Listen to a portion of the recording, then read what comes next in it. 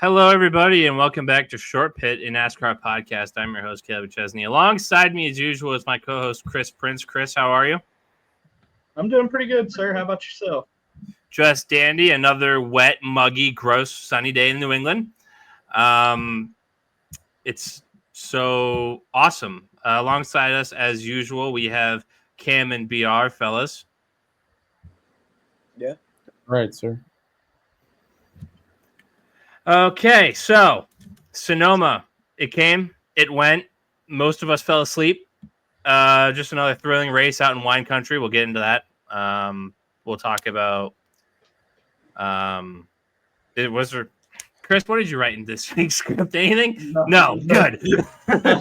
Nothing at all, really. I mean, we'll get into our weekly picks for driver of the week and terrace of the week. And then we'll preview Dover. It's one of those times where I think everybody is about as excited for Dover as they have been in some time. We got two rounds left in the in-season bracket challenge. 4 drivers remain, including a Cinderella story, Ty Dillon. We'll see what we can make out of that. And we'll go from there. Hopefully we can make 45 minutes. So without further ado, Cam, I'll kick it to you. I feel like I haven't started off with you in a long time. Sonoma, Sundays, SVG, belt to ass. Who would have thought? And that led 97 laps. Finishes second in the first stage, wins the second stage, and wins the whole shebang. I'll let you kick it off. Yeah, I mean, it was a typical Sonoma race. I mean, I thought it was one of the better ones I've seen in a while. I mean, that's saying nothing because it's one of my least favorite tracks on the schedule. Like, there's usually nothing that goes on. But, I mean, yeah, it was a belt to ass. I mean, I saw the lap time breakdowns. Like, Briscoe had like a 10th on the field, except for SVG, who had multiple 10ths on him. And it was like, they're never going to beat him when he has a car like that, unless there's just a significant tire disadvantage, because the way he uses the clutch, the way he saves those rear tires, like Larson was talking about it a couple of weeks ago, like they could learn it all they want. They're never going to be anywhere close to as good as him at doing it. So the only way they're ever going to beat him is like a bad strategy call or, a tire disadvantage or something of that nature. So it is what it is on that. But in terms of a Sonoma race, like outside of SVG basically leading the entire thing, I mean, it's the best I think you can hope for a track that really doesn't produce a whole lot. Christopher? yeah, I mean, it was what we kind of predicted it to be last week on the show. It was another road course race. It was better, like Cam kind of said, than some Sonoma races I've seen recently, but isn't saying much either because it's probably one of my least favorite road courses. It just doesn't produce much unless there is like a good strategy type of shakeup of sorts. But even then, it's hard to do that when the guy who's leading the race is just so much better than everyone else. I mean, it was Sonoma. That was about the best I can. Would any of us had finished this race if Mike Joy, Kevin Harvick, and Clint Boyer were on the call? I might have found something else to do. Yeah, I very well might have fell asleep. We're just gonna be honest about it. I don't know. I got through this. This has always been a Fox race. I've gotten through it up until now, so I don't know. BR, anything to add other than this was one of the races of all time? Not really. Good. Figured. SVG goes ahead, wins it all. Actually, I will say I thought the racing behind him actually for Sonoma standards was pretty decent. So yeah, I thought it was the best. I'd say the best one probably with this car. Best Sonoma race with this car, but again, that's like saying that the analogy slipped my mind. That's not saying much is my point. So yeah, I thought behind him it was pretty all right, but I mean, it's like Briscoe said on his Twitter. He was like bragging that he got second. So yeah, I mean, at that point, that was the race. I mean, yeah, Briscoe had a 10th on the rest of the field. It's just nothing he could do with Van Gisbergen, and it's like he ran pretty much a perfect race, and it didn't matter. Yeah, he flips the stage and still goes ahead and wins the damn thing. That's when I waved the white flag. Yeah, exactly. My pool team very appreciated that. No, I bet. Yeah, I don't have any. I was bored out of my fucking mind until the last restart. I'm like, oh, is everybody gonna pit besides him? And nobody did. Besides, I think nobody outside the top 10 did. Everybody else went. Yeah. And I'm like, oh, that was the one shot. This had to be an interesting. And the thing is, the only one of these that there's going to be any chance he doesn't win is the Roval. He almost won the Glen in the 16 last year. So he's probably going to beat their ass at the Glen. The Roval's a little different because of the setup. He'll probably win that too, but I think there might be some competition there. But no, I mean, that's the only chance they have to stop him at the remaining two. The step up between equipment too, just from Trackhouse to College, like you don't question it near as much going into a race. You're like, oh, he's in a Trackhouse car. It's not. We don't have to worry about the car as much. Every time he raced in a College car, we were like, if the car holds up, SVG. I mean, he was playing AJ Allmendinger simulator. Like, look, Allmendinger. How many road course wins would he have in his career if he was driving anything? Unreal. There's got to be nobody more bitter in NASCAR right now than AJ Allmendinger watching this guy in top shelf equipment, and he's still driving College shit boxes on tracks like this. And bro could have had a Penske car. Yeah, and he's won what? He's won 2 of them in the 16. Like, yeah, the man gets no love. I swear. Shout out to Travis. Yeah, if anybody's gonna love Dinger, it's that guy. But yeah, you guys mentioned stuff through the field. Was there anything remarkable that you want to chat about? Like I said, we're struggling for time here. This was. I mean, in general, it was. So, what did y'all think about the shit with Ty Gibbs and Keselowski on pit road? Okay, there you go. In the moment, I thought, "Oh, that's not a great look," but I think it was more incidental. Somebody could sway me. I don't have that much stock into the Ty Gibbs good person stock, but I think it's kind of in the middle. I feel like he was probably a little careless, but at the same time, it was a tight squeeze, and I think it can both be true that he didn't mean to do it, and he maybe could have done more to prevent it. At the same, I feel like both those things can be true at once. If there was more of a where he'd done this before, history of him doing this in situations like this, maybe I would have looked at it more as like a on purpose type of attack, but definitely think it's more incidental. It's that pit road's tight, but yeah, either way, I would probably listen to reason if someone had a really hardcore argument, but you don't hear about Ty Gibbs just ultimately going out of his way trying to swipe crew members on. No, he usually does that to his own teammates. Yeah, exactly. PR. Yeah,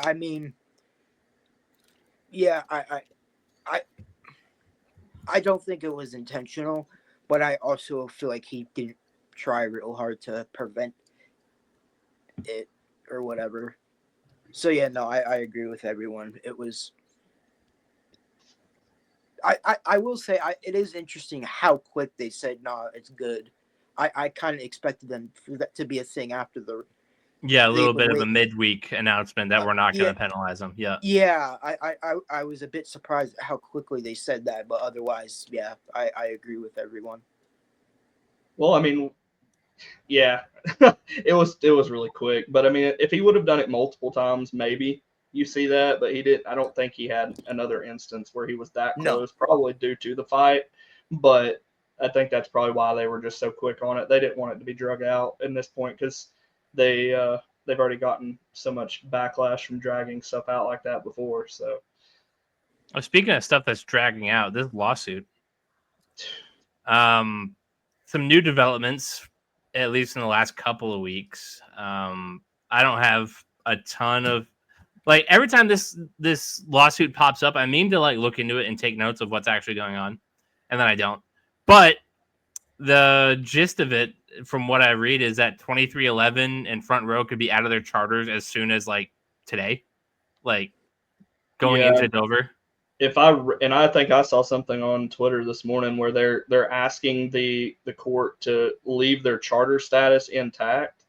Now I don't know any more of like that argument, but I would assume it's because I saw plenty of rumors where they're worried that NASCAR is just going to be condescending and sell those charters, because there's other teams that have showed interest in it, but at the same time, I don't think that any teams are going to touch it with everything being tied up in court. So,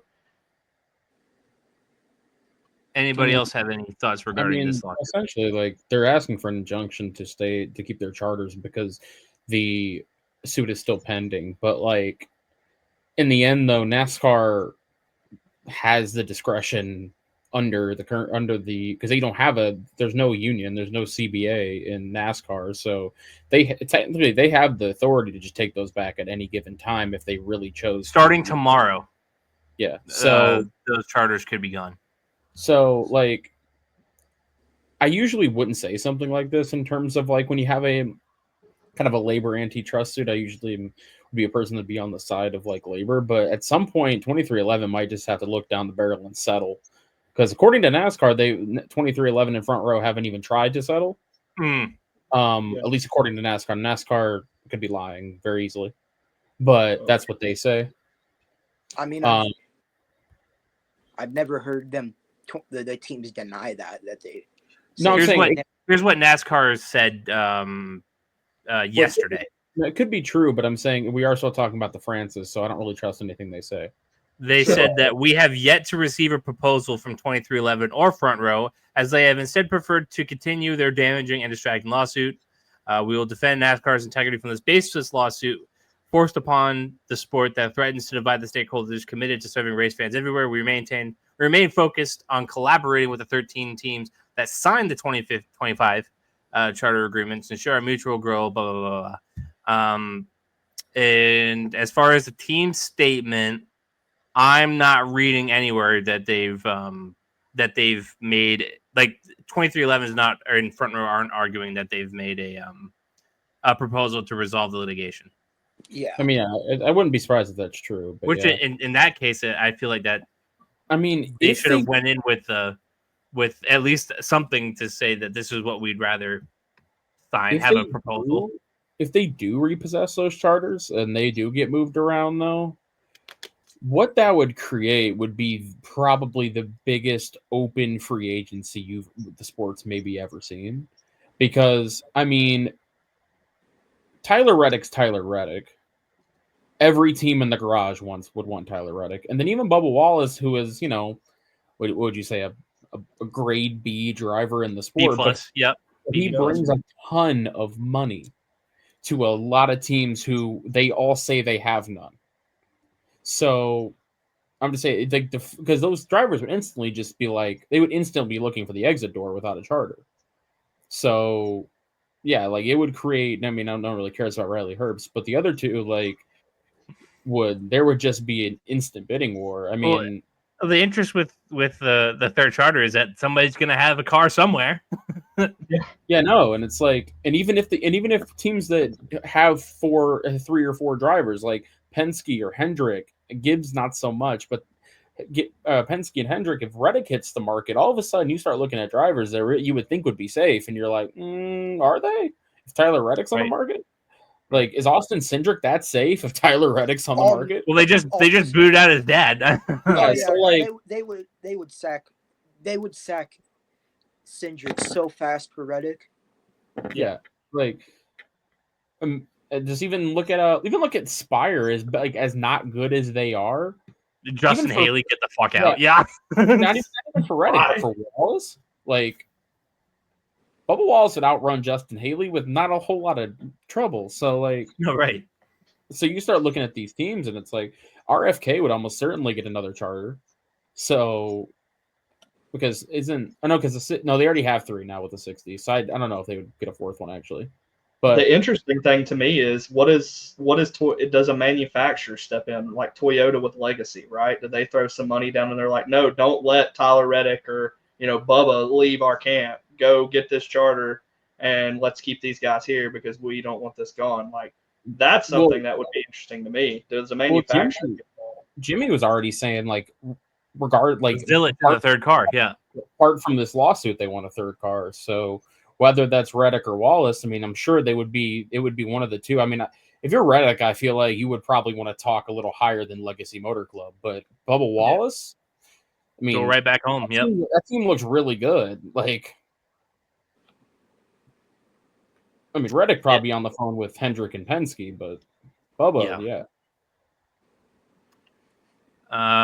yeah, BR. I mean, your driver is directly involved in all of this. Are you just kind of taking the Bubba mindset, just showing up till the door's locked? Yeah. I mean, I feel like it's probably not a great look for the sport if they boot out by far the most notable owner, Michael Jordan. But hey, maybe LeBron would be better at it. Who knows? Listen, RFK's crushing it right now. But in reality, I don't think that ends up being the case. I don't know if they settle or what's happening. I just can't see them just. I mean, I've seen the Francis do crazier shit, but I can't imagine they just strong arm those charters out and then just. There's just too much money, too much notoriety, too much in that team. I don't see it. We focus on 2311 because those are the big names. Imagine being a guy like Noah Gragson, who was like amazing in a junior motorsports car, thought he was going into a car with Legacy that was going to build around him, and then all that kind of fell apart. Now he's at risk of losing another job after just getting back into like a solid. That's actually, when you think about it, you're right. That's actually more interesting because they have 3 on their own. Yep. And I don't think the majority of them probably keep their seats outside of that. Like, do you think a team's really going to bring back Todd Gilliland? Like, I don't buy that really. So yeah, I think Todd Gilliland's the odd one out there in my opinion, just because he doesn't have the history. But he does have the sponsorship.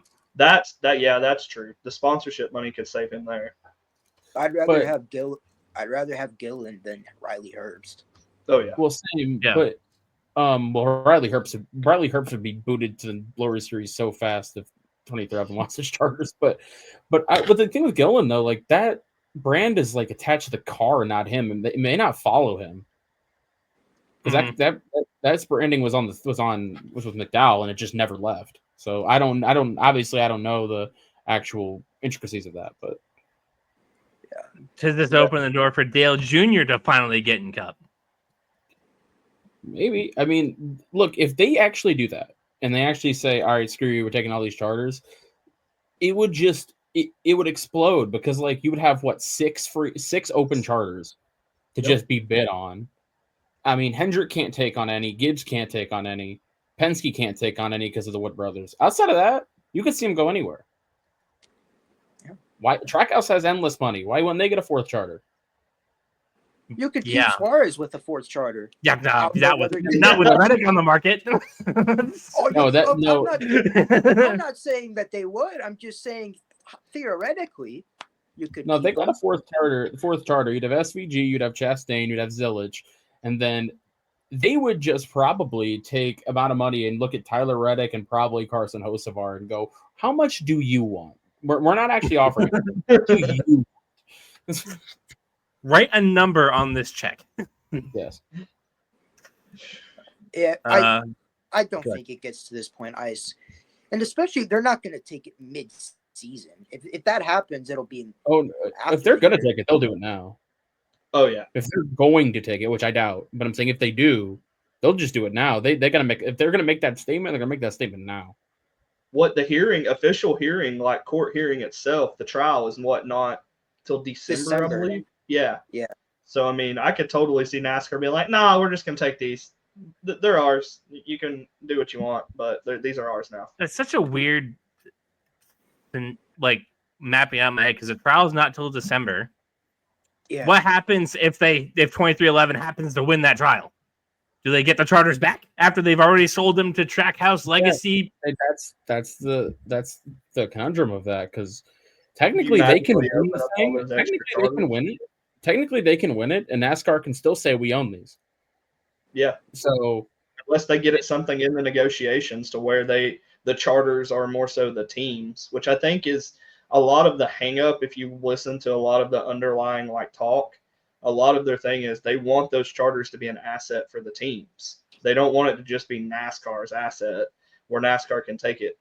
There's a lot of other things too, but the biggest thing is the possession of those charters. NASCAR under the new agreement can basically mine, with certain guidelines aren't followed. So that's a big thing, especially if you're dropping what I think the average selling price is 40 million or something like that now for a charter. Crazy stuff in the world of NASCAR. That we'll keep an eye on that as it continues. We'll probably have a new development here in the next 24 hours. Yeah, I'll believe they're taking the charters when I see it. Okay. Anything else? We can talk about SVG if we want. Everybody else is. I mean, I'd rather talk about Catherine Legg pulling double duty at the brickyard this year. Yeah, I mean, might as well. Someone's gonna send her. By the way, there's only one groove at that racetrack. So Hosamar, you're up. Someone's gonna send her. Like they might not even mean to, but she's gonna be so slow on the track with one groove. Oh, we got another charter thing going on. Rick Ware and Legacy Motor Club just had their hearing. Over what? So Rick Ware reportedly agreed last month to sell the company to TJ Pusher, one of the founders of Flyer Motorsports, who helped negotiate the charter sale between Rick Ware and Legacy. And Rick Ware Racing backed out in the 11th hour. I see. They said that we wanted to sell it in 27, not 26. And then Legacy's like, well, we're going to sue your ass because that's ours. I see. So that's another thing that's going on. Yeah, I imagine Legacy will probably win that. And then that'll be a really interesting seat. Who they put in that seat. Because they're on the up. Legacy, I feel like really, genuinely, they've got some optimism going into the rest of the season and next because of how they perform. Yeah. The issue is Toyota pipeline at the moment, with the exception of Corey Heim, which apparently the whole industry for some reason hates, sucks. Other than Heim. So Yeah. I gotta feel like they're gonna put Heim. How do you not put Heim in that? Isn't car? Heim a 2311 development driver?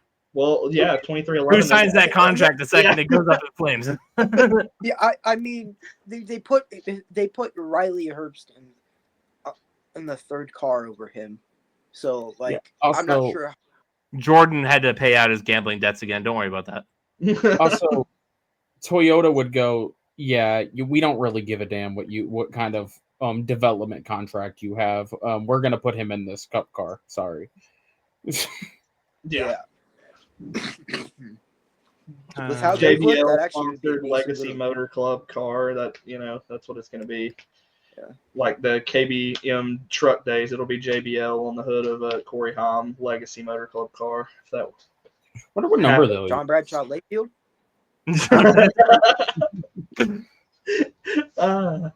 Got the big antlers on the hood. Yes. I wonder what number though, because I can't use 41, and I mean I guess I could use 44 and just tell that NY Racing team, whatever that is, to screw off. Yeah.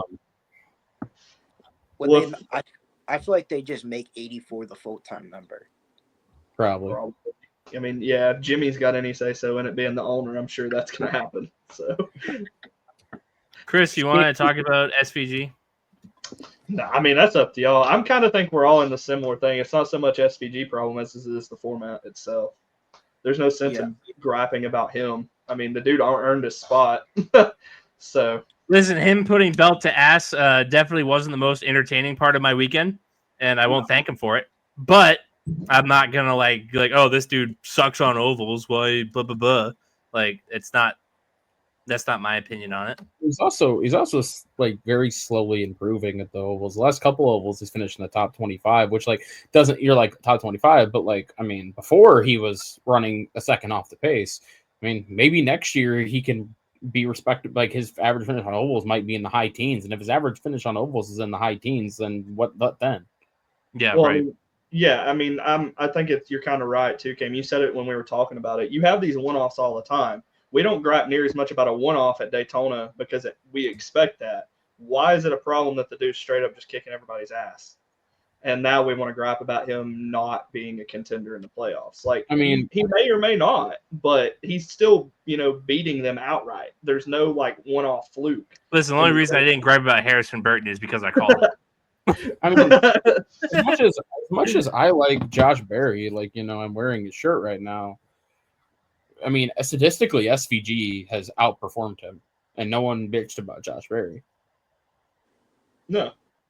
I will say this, like, not to discount what the dude's done, but ultimately, if you ask me, I don't care that he's got, 16, 17 playoff points right now.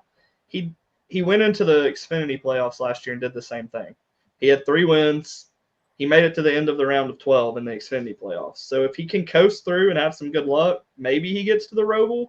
But I feel like the Roval is going to be even more of an even playing ground than some of the other road courses on the schedule. Well, here's the bitch of it too, though. The round of 16 is the biggest question. If he gets through the round of 16, he becomes the odds-on favorite to win at the Roval. Let's just walk with me here. Let's say he wins the Roval. Then you have a round with a flat track and a super speedway. Yeah. That's where it gets interesting, but he has to get there. That's the thing. Martinsville is a good track for him of ovals because it's a flat track and he can just, it's kind of almost runs. That's like SVG wins at fucking New Hampshire with me in the stands on, I'd be a little furious. Nah, he won't win in New Hampshire, but what if he is in the round of 8 and is running at like the front of a Talladega race and then a bunch of guys crash out and he has a 40-point buffer going into Martinsville? It could happen. It could. I mean, I just don't see. The thing is, I don't see him as a threat. He's got to get through that first round, and he has not ran good, like at Bristol or Darlington. He loves both of those tracks. He's very adamant about loving them because they're challenging, but he's not ran the greatest at either of those tracks.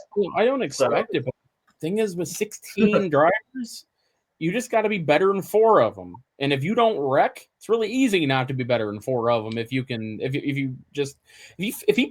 P17s all 3 of those tracks in the aggregate, and you get a guy wrecking one of those races with his playoff points, then you're through. What are his finishes at? Like, I want to see the raw numbers of it all. His highest finish on an oval is 13th at the Wilkesboro, which doesn't count. 14th at Charlotte. 14th at Charlotte. Yeah. But he finished. Otherwise, he has one other one in the top 20 at Michigan. Yep.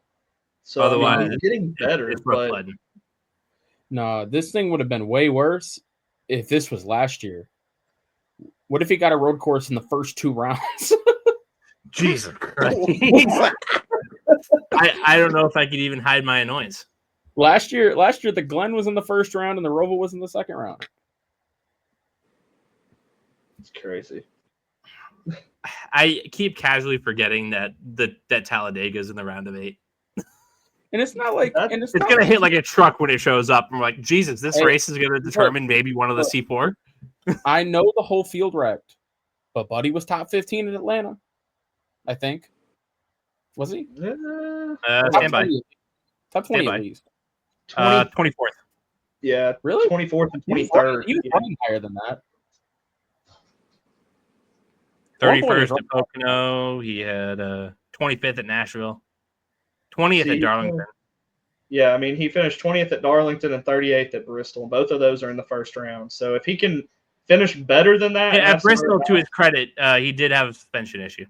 True. So he's got to have at least average runs and have some bad luck if he wants to get through that round, I feel like. He only got 208 laps in. Yeah, he just didn't even. I mean, he could easily do it. I'm just saying. I'm not saying I predict it. I don't predict it. I'm just that if he can get through the round of 16, then scary hours. That's all I'm saying. You're not going to get rid of road courses completely, right? Like I feel like I have anyway, as long as I've watched the sport. Like I've heard my dad gripe about them as a longtime fan. He hates them, hates road courses, but you're not going to get rid of road courses, right? I personally don't have a problem with the percentage of them. Also, it's what 1/6 of the schedule. I think the problem, honestly, people have is Give me 3. I'll take 3. No, I honestly think 3 is too low. But the problem I think people have is we just had 3 in a 5 race span. If they were more broken up, I think people would get less tired of them.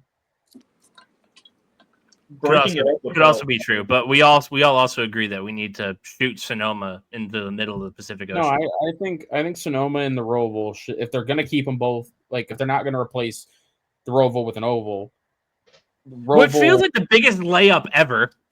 Yeah, I know. With this especially, if they're not going to do that, they'll kick out Michael Jordan before they get rid of the Roval. If they're not going to do that, Sonoma and the Roval.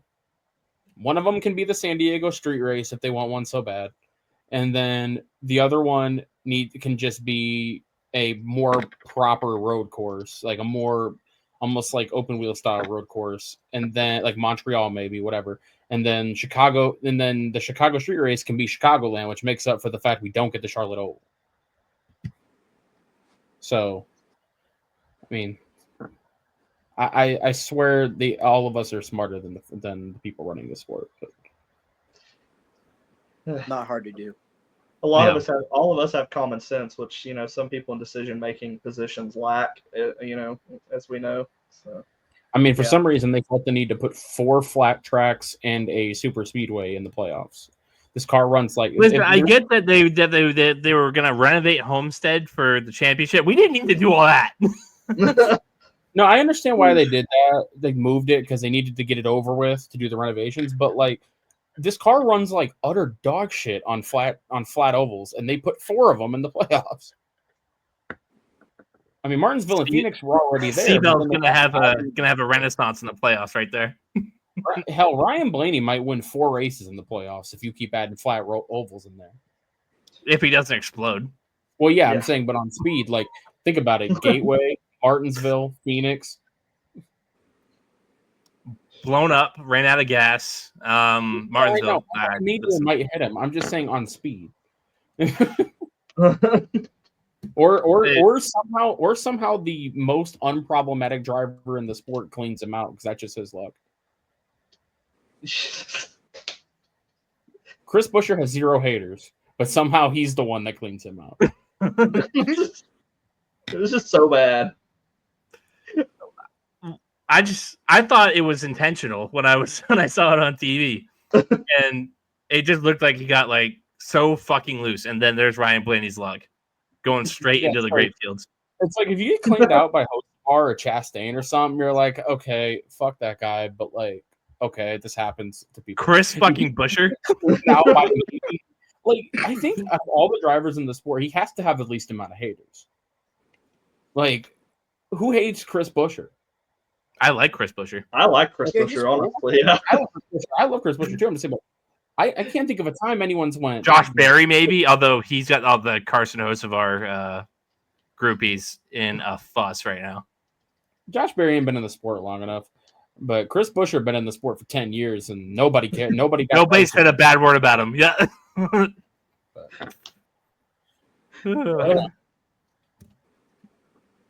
Well then, we're at the half-hour mark. Let's get into our weekly awards. Driver of the week, BR.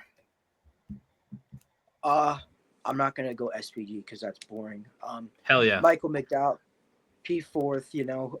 Obviously anything other than a win is pretty pointless for him, but still he had a good last 2 weeks. He got fucked over at the street course race, but he's had a good last couple weeks minus the engine failure in Chicago, so I'll go with him. Christopher.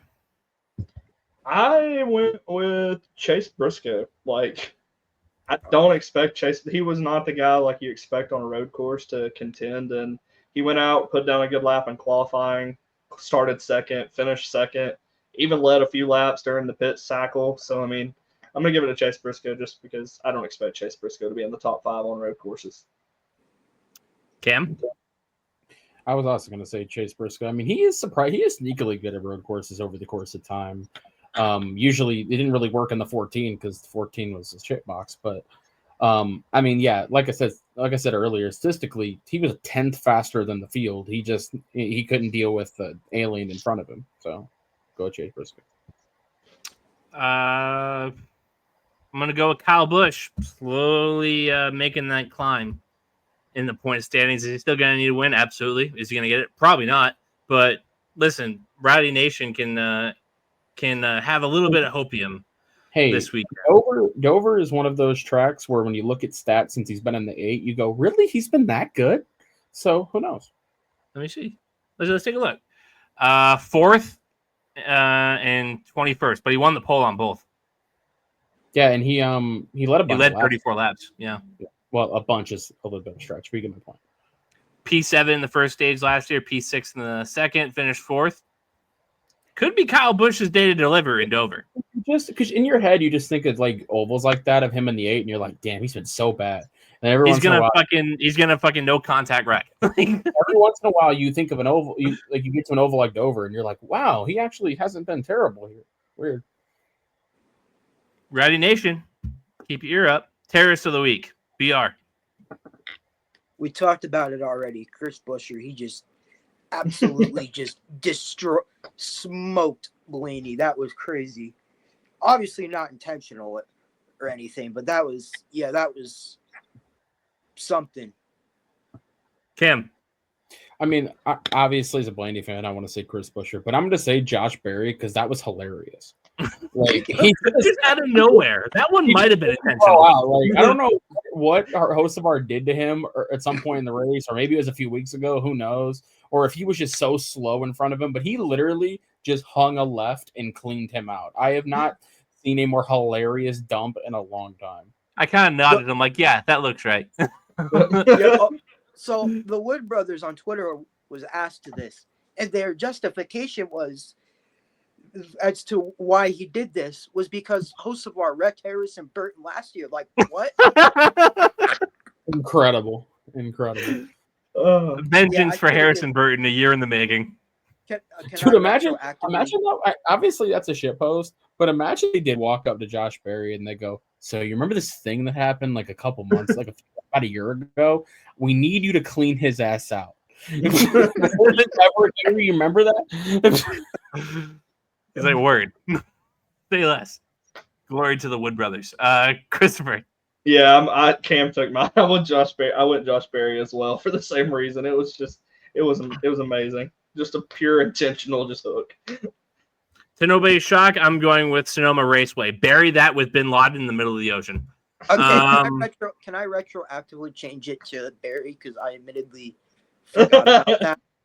Josh. No, but the Buescher thing needed highlighted again, so that's fair. All right, fine, we'll leave it as Buescher. God damn. Okay. But if Dover bracket review, we got 4 drivers left: Tyler Reddick and Ty Gibbs, John Hunter Nemechek, and the Cinderella story, Ty Dillon, who's finally getting some respect in the odds. He is a minus 110 favorite in a colleague number 10 vehicle. I never thought I'd see the day where the colleague automobiles are finally getting some love in the books. The colleague golf carts. We are in Dover, obviously, fellas. If you guys were wondering how Ty Dillon has done here, he's run 11 races here. Not one. He's run 11 races here. Dude, imagine. He's just flexing at Dover. His highest finish is a 14th back in the first Trump administration, 2017. Otherwise, it's been a load of crap. Last year, 2 years ago, he ran in the 77, had an accident, finished 36th. Probably a back marker. Nothing of value was lost. Yeah, he did, however, start in the top 3 in 2020 during one of those doubleheaders. It's because it's because the field inverted. Is that right? No, that's how that worked. And those double That's how it worked. Kim's right. they would fit. The race would end at the first one, and instead of doing qualifying, they would invert the order. Like the first 3 cars would invert because Kevin Harvick. Here it was thinking he put down just a nasty lap. No, I remember specifically Kevin Harvick is good at. Everyone knows how good he is at Michigan. That year he won like 9-10 races. They inverted the order. He won the first Michigan race. They inverted the order, and he was leading by like the first green flag pit cycle, and he won the second race. Here I was trying to find some love for Ty Dillon. Yeah. Well, was it the first one or the second one? It was the second one. Okay, then yeah. It definitely was inverted. Which, in fairness to him, he started 25th in the first one and finished 18th. Okay, in fairness to him, the reason why he was third is because they only inverted first through 20th. So he did finish respectably the first time in order to be third, but still. Although I still think they should have done the whole field. I wish they had done the whole field. That'd have been so funny. Pole sitter Cody Ware. No. Yeah, Chris, you can't judge him until he's got clean air. No. That's 2020, my boy. That's pole sitter Quinn Houff to you.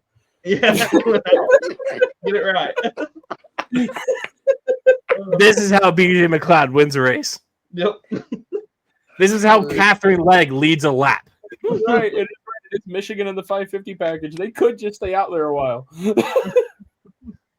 Okay. Jonathan Nemechek, his dual mate here.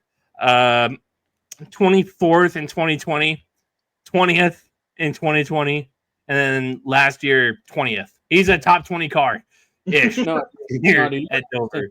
I don't think anyone's prepared that one of these guys will dump the other one. Like, this is happening. Like, neither of these guys are gonna be running fast enough for them to just go, I'm cool. No, someone's getting dumped. I don't know which one's which, but somebody's getting dumped. I imagine it's Ty Dillon. I think he wants it more. $1 million changes that team's life, he said. and then because the other one's what Reddick and Gibbs, right? Reddick and Gibbs. Yeah. So yeah, whichever one wins is like gonna just pray and Reddick may be racing without a contract.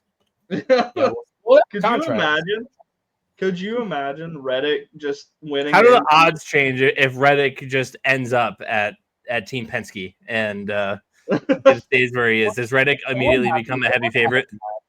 He's already a heavy favorite, minus 150. It wouldn't happen that quick. They'd race. They'd have to race uncharted for a while, but no.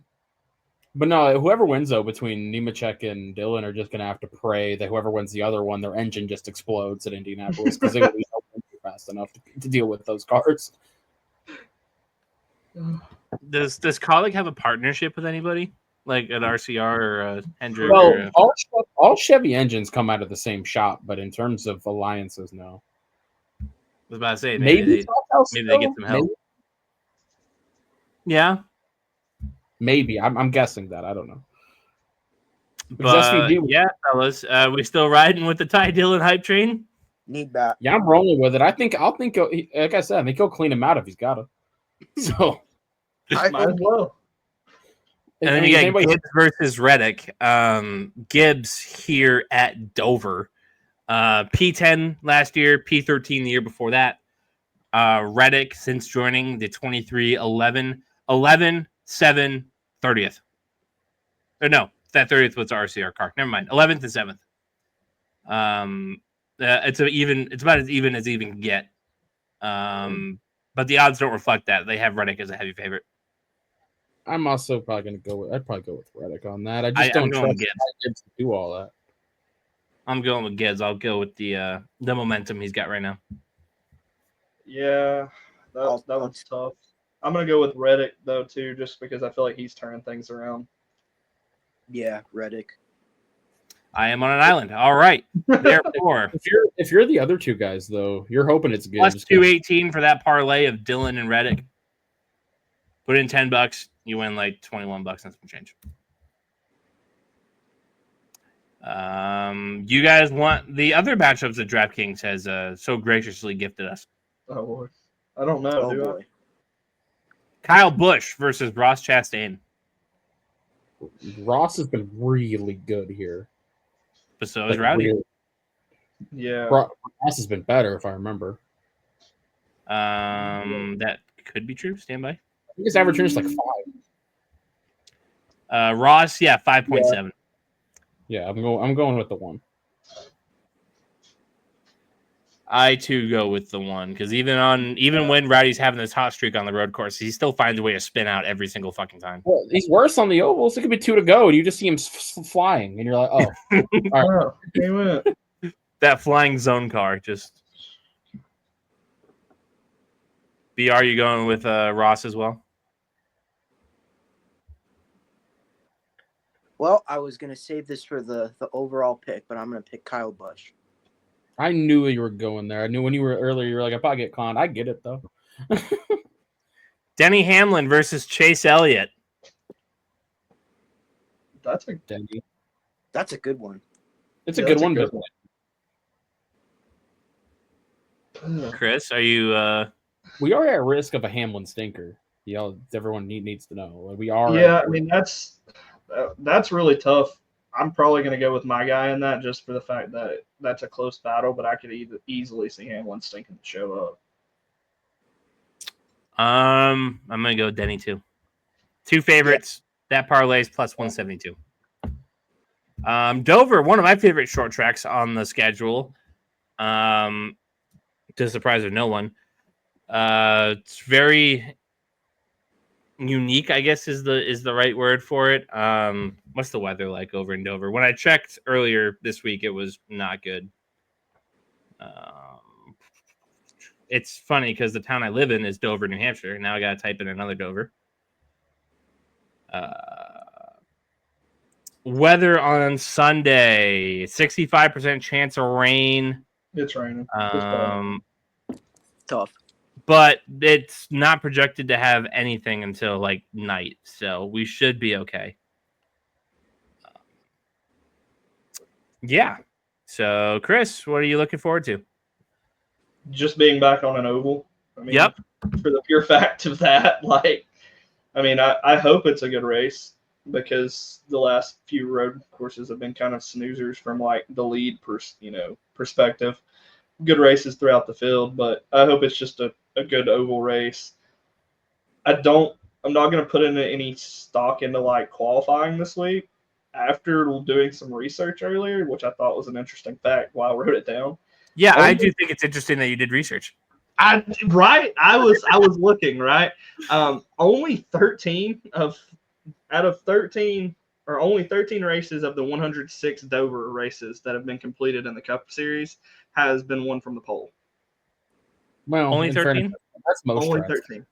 That's most. So, tracks. I mean, I just don't. The statistic change. I see if I saved the actual thing. It was crazy to me. So, qualifying, I'm not going to put as much stock in, but it also could become a follow the leader fest because we've not had a good short track package. So, I just really want a good race, honestly, at this point, because I'm tired of road courses and hearing everybody gripe about. No, right. We're gonna go through one of the more boring ovals of all time. Well, shit, it wasn't a road course. We're happy. Woo! Cam, anything to add? I mean, it's a short track in name only, or length only, even. It's a mile long, but don't race like one. The high banks, it's kind of like an intermediate in a way. It's not like you got to use a whole lot of the brake, but no, I mean, it's not one of my favorite racetracks, but y'all said it'll be welcome. Not that, and I'm not a road course hater at all, but at some point, you could OD on that shit. So listen, I like shots of whiskey myself. At some point, there's a bar. Yeah. BR, are you expecting anything other than one of the races of all time? No. Good. So, BR, you leaked your pick. How about you show some love to Rowdy Nation? Tell them what's up. Why should they believe?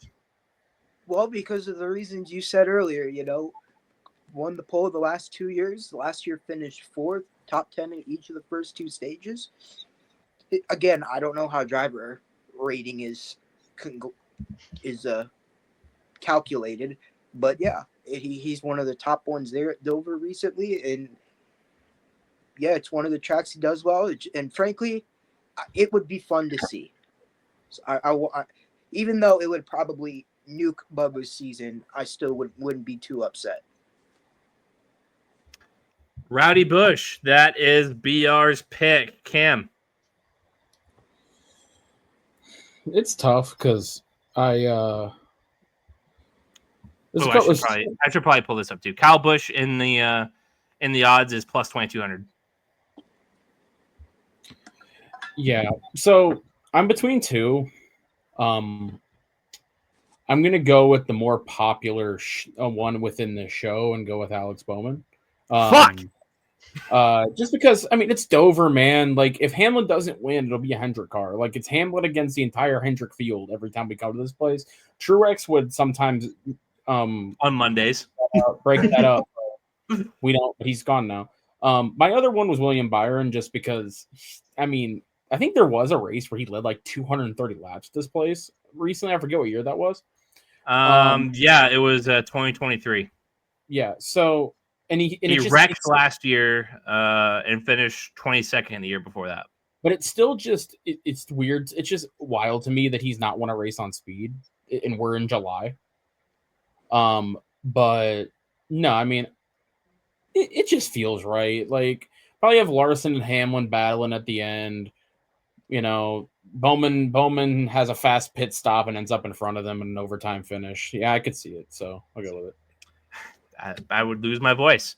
That is why I too am picking Alex Bowman. Last year was pretty fast before he got sandwiched between the aforementioned Larson and Hamlin on pit road, and it did something funky with his splitter or something or other. You can argue it's his best track on the schedule. So yes, you certainly could.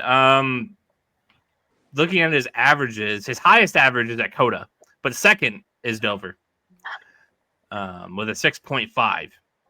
Obviously didn't run the race in 23 because he destroyed his back, but won it in 2021, P5 in 2022, and P8 in 2024. Really high driver averages, gets a lot of good points here. Yeah, that's why I'm picking him. Chris. Ironically enough, Alex was my pick too, but I went with a backup just so I wasn't Chase Elliott. No, actually, I'm going with Larson. I just feel like this is the perfect track for him to break his kind of bad luck. He's in the last 16 races. He's got a pole, a win. He has no DNFs in those 16 Dover races. So it's a Hendrick car too, kind of like Cam said. I feel like it's going to come down to a Hendrick car ultimately. Clean that one year, or did he finish that one still? Yeah, he finished. I had to go look too, apparently, but yeah, he finished. Cleaning him out at Dover the one time. Yeah, it's. I'm just gonna go with Larson for that matter. I'm not gonna go with Chase. I don't know. I just don't. Was runner up here last year. We all remember the battle with Denny. In 23 was that a battle with Denny too?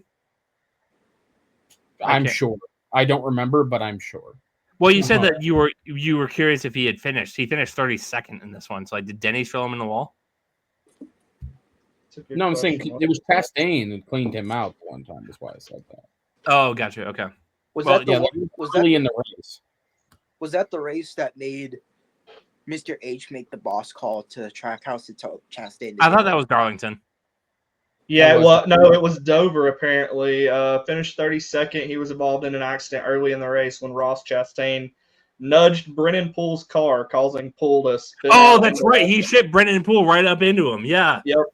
He finished it, but 41 laps down. That was because 23 was the Truex Monday race, right? Yeah. That was insane. I got to pull that up. That was absolutely wild. But no, the only reason I didn't pick Larson is because he's been in such a rut lately for his standards. It's the only reason I didn't pick him. Since the Indy 500, you could seriously make an argument that fucked with him somehow. Sleeper pick, and obviously he's my favorite driver, but the last 2 years, all of a sudden Ryan Blaney's figured out how to run at Dover. He never could before, and all of a sudden he figured that out. So, but I'm saving up all of my karma with him to Indy because I really would like to see him win Indy after he got screwed last year. Another guy we haven't talked about, but Ryan Preece, true. I feel like Dover's just the type of track where Ryan Preece could just come out of nowhere and be like, "Hey guys, I'm going to take this." That's coming at Richmond. Yeah, probably. But I just wanted to remind myself and the viewers of this wreck. He might win. He might win Richmond. I totally forgot about this. Yeah, That's what I'm saying. I was like, oh. Yikes! I totally forgot about that. That was my first year of watching. Well, I will say, granted, he's never been in the 60 until now, but Ryan Preece's average finish here is unfortunate. But I looked earlier. Yeah. Okay. So that does it. We almost hit an hour, guys. We made something out of nothing. Chris, what do you got coming this week? Just our picks piece this week. I'm going to do power rankings, I think, every 2 weeks, just till school starts back, and then I'll drop back into every week. But that should be about it this week. Gotcha. Okay. That's all I got coming this week. So yeah. Enjoy the Oval, everybody. We'll be back after that, and then we'll preview the Brickyard. We'll have our final two for the in-season tournament. Probably Ty Dillon. The tie and tie show, the most like unexpected final two, I feel like, or one of the most unexpected final two you could have. it's always possible, though, that this is just one of those races where John Hunter Nemechek and Legacy just goes, "We're fast, by the way," and he just runs like eighth all day, and Tillman has no shot of ever getting near him. Listen, that's why I always pick him in the third round. He's liable to do that. It was Except funny. when Chris picks him, then he finishes Except when I pick him, yeah. 27th. Yeah. It was funny. Chris was talking about qualifying, and like I kind of agree on Dover, but for some reason there is like two guys, Denny, Kyle, and Ryan Blaney. So the 8, the 12, and the 11 all have an average start with this car of 7 or under. So we'll see how much qualifying actually matters. Brian Blaney has an average start of 3.3. A guy who can't qualify to save his life. For some reason, Dover, he just got that figured out. So we'll see if like Penske won't bring the tractors this time. It's one of my favorite bits is when I look at the practice sheet and I see it, all 3 Penske cars kind of slow, and I just go in the chat and I'm like, well, shit, they brought out the tractors today. Heartbreak emoji. They traded engines with Colleague, unfortunate. Bad break. They got the BJ McLeod machine. All right, well, we'll wrap that up there. Thanks for watching. Come back next week. Yeah. Woo NASCAR.